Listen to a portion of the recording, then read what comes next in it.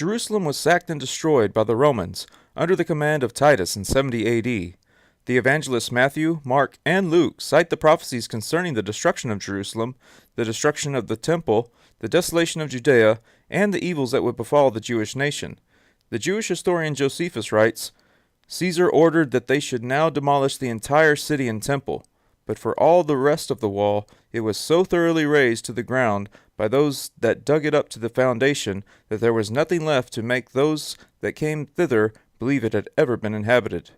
Thus the prophecy of Christ uttered in Matthew 24, verse 22, that there shall not be left here one stone upon another that shall not be thrown down, was fulfilled.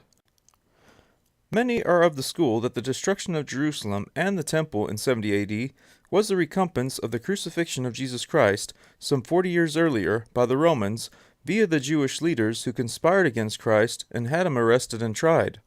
Others hold to the element of the Zealots, who are a relatively small group of Jewish guerrilla fighters who rebelled against the Roman occupation of Judea. The constant menacing of the Zealots led to the First Jewish-Roman War, also called the Great Revolt, which began in 66 AD, just a few years before the end of the temple.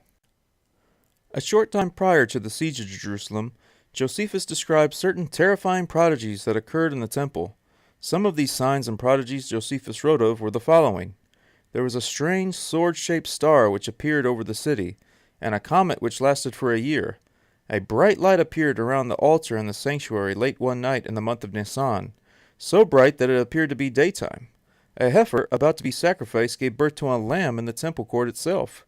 The great eastern gate of the inner court opened by itself at midnight, and the temple guard had great difficulty closing it again. Then, in the month of Jar, an incredible phenomenon appeared. Before sunset, chariots were seen in the air, and armed soldiers were seen, hurtling through the clouds, encompassing the cities. After a siege which reduced the people to starvation, both Jerusalem and the temple were destroyed. Josephus writes, "The troops were now setting fire to the gates, and the silver melting all around quickly admitted the flames to the woodwork. The Jews, seeing the fire encircling them, were deprived of all energy of body and mind. In shock, none attempted to ward off or extinguish the flames. At this moment, one of the soldiers snatched a brand from the burning timber, and flung the fiery missile through a low golden door, which gave access to the chambers surrounding the sanctuary. As the flames shot up, a cry as poignant as the tragedy arose from the Jews who flocked to the rescue, now that the object of all their past vigilance was vanishing. On all sides was carnage and flight. Most of the slain were civilians, each butchered where he was caught. Around the altar a pile of corpses was accumulating, and down the steps of the sanctuary flowed a stream of blood."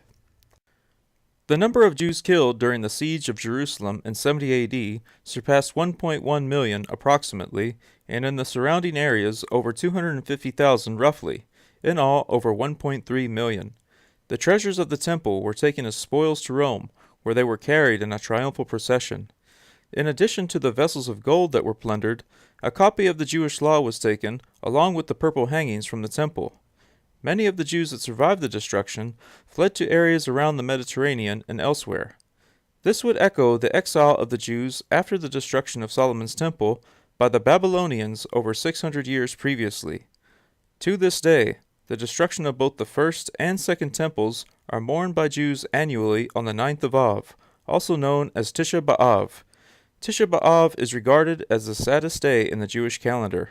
The Book of Lamentations, which mourns the destruction of Jerusalem, is read in the synagogue, followed by the recitation of liturgical dirges that lament the loss of the temples and Jerusalem.